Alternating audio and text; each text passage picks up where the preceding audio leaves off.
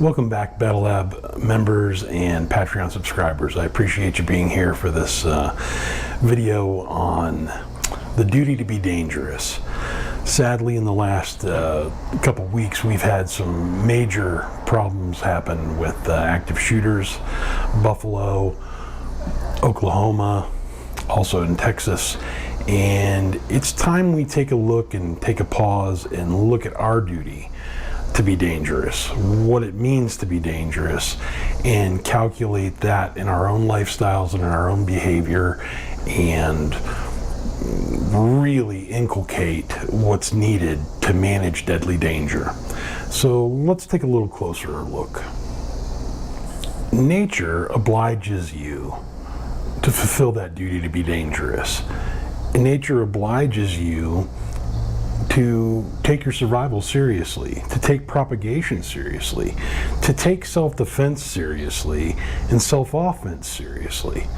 I hope that the things that have occurred in our country over the last couple of weeks has opened your eyes again to our more base nature, and the nature to behave in ways that most of us don't like to think about, that are uncomfortable, but very necessary. So when you're confronted with a situation that calls on you to apply natural law and hunt other human beings and defend yourself via offense, you need to get to work. And that takes framing your world differently from the moment you wake up in the morning to the moment you settle down at night. And you have to take a look at these things and start to say, how can I conduct myself in a better light?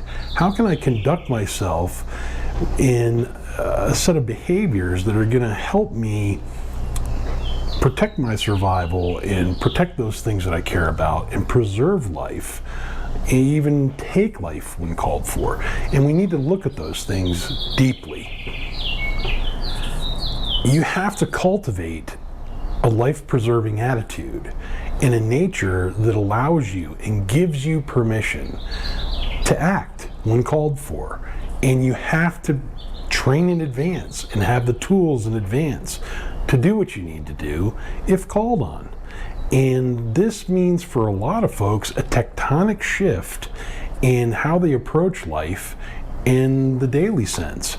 Your routines now have to include, what am I doing about self-protection? What am I doing about self-defense? What if I have to go on the offense? Am I prepared to do that? And am I prepared to do that at the drop of a hat? Because that's the world we're living in. This is a world where you can't go to church and be comfortable thinking I'm safe. You can't go to the shop or store or grocery store and think I'll be safe. You have to have the necessary tools, the necessary skill sets, and the proper frame of mind to engage violence anywhere, anytime, at the drop of a hat. And this is a huge shift for most people, but it has to happen.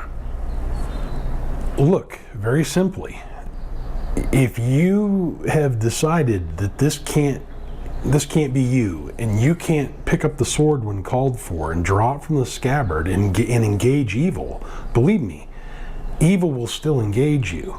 You're just choosing to be defenseless in the face of evil.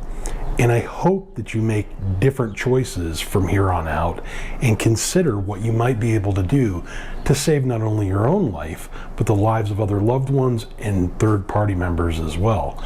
This is something that all of us have to take seriously and look deep inside of ourselves and find that pool of aggression that's called for and that switch to make a lifestyle change where we understand that our nature is violent, and we have to address the people that are in our world and in our lives that become violent.